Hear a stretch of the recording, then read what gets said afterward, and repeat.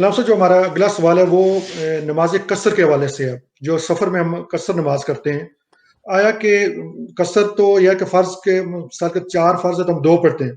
इसमें जो सुन्नतें हैं अलामा साहब उनका क्या हुक्म आएगा? देखिए जब हम सफ़र में होते हैं तो अल्लाह पाक ने हमें ये रुख़्सत दी है कि हम जी, फ़र्ज़ों की तो कसर कर लेते हैं, यानी 4 फ़र्ज़ के 2 पढ़ लेते हैं।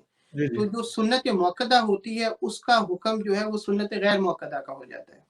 जो सुन्नत अच्छा, गैर मुअक्कदा है उसका हुक्म नफ़िल का हो जाता है। तो सुभान अल्लाह। लिहाज़ा अगर किसी ने सिर्फ़ फ़र्ज़ पढ़े हैं और 2 फ़र्ज़ पढ़ लिए हैं सफ़र में, तो वो काफ़ी हैं, अगर वो सुन्नतें नहीं पढ़ता तो वो उसके लिए ज़रूरी नहीं है। क्योंकि जब अल्लाह पाक ने फ़र्ज़ में आपको छूट दे दी है, तो सुन्नतों में बदर्जे औला छूट है आपको। तो जी, लिहाज़ा अगर किसी ने नहीं पढ़ी, तो कोई हर्ज नहीं है। हाँ, अगर किसी के पास वक़्त है, तो वो ज़रूर पढ़े और अगर वो पढ़े, तो उसमें फिर वो कसर नहीं करेगा कि वो कहे कि 4 सुन्नतें हैं, तो मैं 2 सुन्नतें पढ़ लूँ। नहीं, अगर अच्छा, आपके पास वक़्त है और आपने पढ़ना है, तो फिर आप 4 सुन्नतें पूरी ही पढ़ेंगे।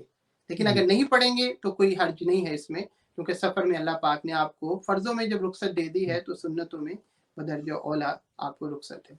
जी, माशाअल्लाह, बहुत शुक्रिया अलामा साहब। अलामा साहब जो नेक्स्ट सवाल हम तक पहुँचा है वो है क़ज़ा नमाज़ों के हवाले से। जिन लोगों की बहन या भाइयों की नमाज़ें क़ज़ा हुई हैं, तो जब वो क़ज़ा अदा करते हैं, क्या सिर्फ़ फ़र्ज़ नमाज़ ही क़ज़ा अदा की जाएगी या कि उसके साथ जो उनकी सुन्नतें रह गई हैं, क़ज़ा हुई हैं, उनको भी वो अदा करेंगे? देखिए, क़ज़ा नमाज़ में जब क़ज़ा आप करते हैं, तो सिर्फ़ जी, फ़र्ज़ों की क़ज़ा होती है या वाजिब की होती है?